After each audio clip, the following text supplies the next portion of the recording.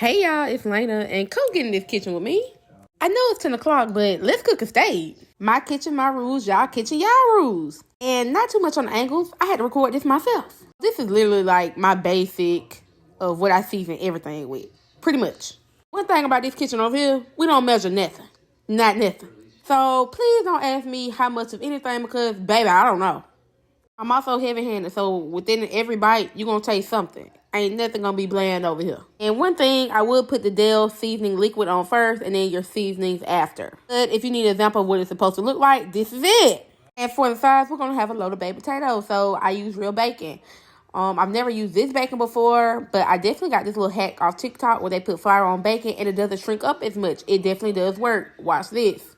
I said if you need an example of what it's supposed to look like after you've done that, this is it. Also, I think I cook better when I'm in a better mood and I'm not putting too much thought into anything. Because let me tell you something, you actually cook how you feel. So just know when you eat from Lana, it really tastes like Lana love you.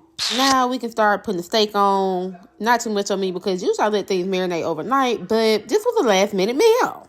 And like I told y'all previously, I'm recording this by myself, so it's not always the best angles. And I also put this on low heat because I'm cooking a baked potato, I'm cooking asparagus, and I want everything to get done around the same time.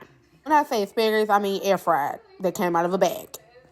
So after you wash your potatoes, please wash them. I stick holes all in them because it allows the steam to come out of the potato. They're going to be extra soft. So after that, I put vegetable oil on them and I rub the vegetable oil all around the potato. And then after that, I'm also going to sprinkle salt on the potato because, hey, everybody wants some season all the way around. I told y'all, everything gets seasoned over here. If you want to eat bland, I'm not the girl to watch. So after that, you want to ball the potato up in the aluminum foil. I usually personally do them individually. Now the baked potato and the bacon, they're in there together. I set it to 400.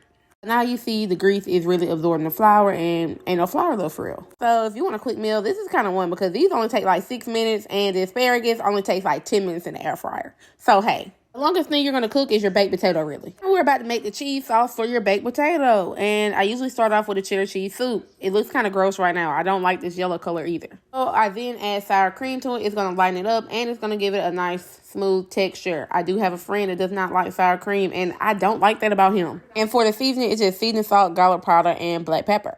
And right here is about when you need to flip your bacon over. Take it out and flip it over. That's it, just like that.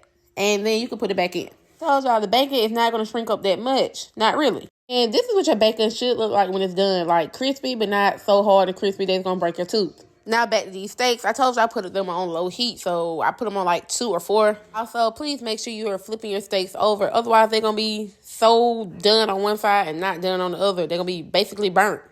Also, if you have some shredded sharp cheddar cheese, you can put that in there as well because I do that. And please don't forget about your steaks. Flip them again. Flip them 2 more times. Keep flipping them. Now look, I told y'all we were coming together. Look, it's nice, creamy, smooth, and it looks seasoned. Y'all see that? As you see, the steaks are still juicy. They're still a little tender. They still look good. And yes, I do like well done steaks. Shut up. And for my asparagus, I'm just going to add a lemon. I was trying to take these out, and I end up crumbling up my bacon so it can be like bacon bits, but bigger.